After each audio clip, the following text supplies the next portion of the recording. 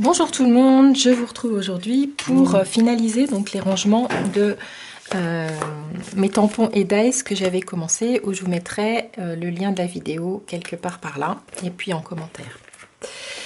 Donc j'ai trouvé cette fuse hier au salon version scrap, donc j'en suis très contente, j'en ai déjà fait et ça va très bien. Alors je vous présente quand même ce qu'il y avait dans le paquet. Donc on a une notice avec donc toutes les instructions qui sont en français. Voilà. Donc la fuse de la marque We Are Memory Keeper. Ensuite dedans on a donc deux embouts.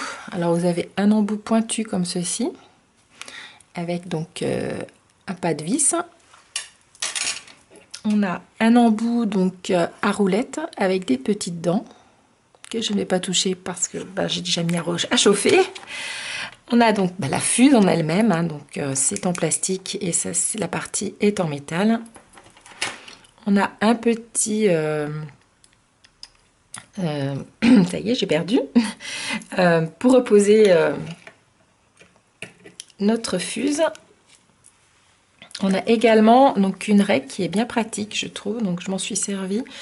Donc pour aller droit et puis voilà, ça bloque la fuse au niveau de là, la rainure. Quoique là, vous allez voir, je vais me servir d'une règle métallique. Mais bon, voilà, on peut, je pense, faire des arrondis avec, enfin, objet bien pratique quand même. Avec des petits patins au fond, donc pour ne pas déraper. Donc voilà comment est composé le paquet. Alors, pour mes rangements, donc j'utilise des pochettes de la marque Elba.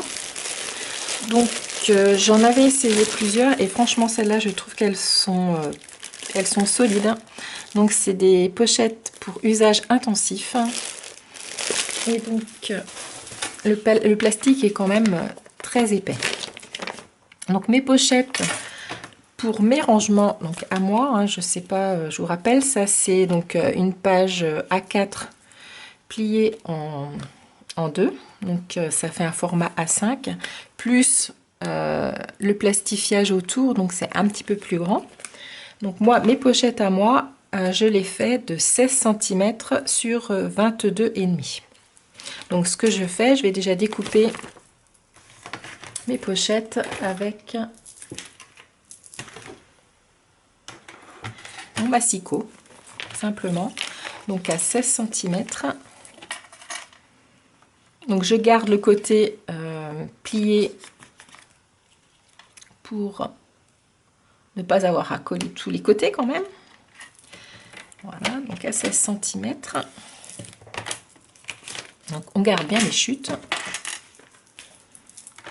Et là je vais découper donc 8 cm parce que mes pochettes, voilà, ça fait 22,5. Je vais quand même le vérifier. Donc 16 cm sur 22,5. Voilà. Donc on a donc des petites pochettes comme ça qui nous restent, plus la bande sur le côté. Donc je pense que pour faire des petits shakers, et ça va être pas mal. Donc je pense que prochainement, dans les semaines qui suivent, vous allez voir passer des tutos donc pour faire des petits shakers avec cet appareil. Alors ensuite, donc je ne me sers pas de la... à côté. Je ne sers pas de la règle parce que voilà, j'ai plus long à souder et puis du coup ça me fait changer à chaque fois. Par contre, donc je mets un petit papier ou un carton, quelque chose dessous, parce que sur ma plaque en verre, je trouve que ça ne soude pas bien. Ensuite, donc on se trompe pas de côté, on prend le côté qui est donc ouvert pour souder.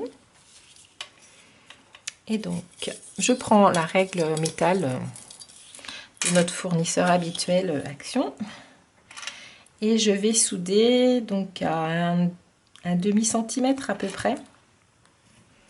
Donc je plaque bien et je suis gauchère, donc je commence par le haut moi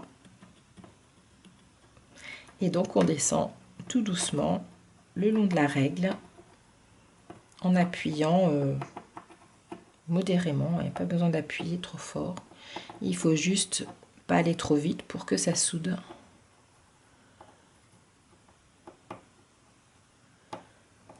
Voilà. Donc je vais repasser un coup en remontant.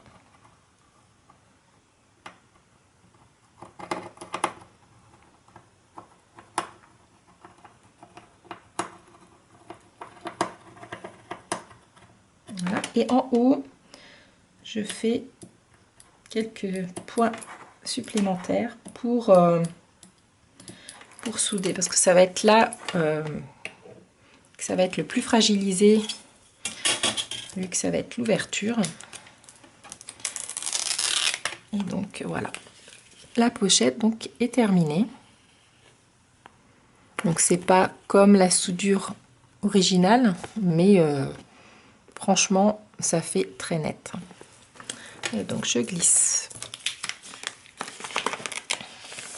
un petit paquet dedans. Alors moi j'ai choisi de ne pas faire de rabat, donc ça c'est mon choix.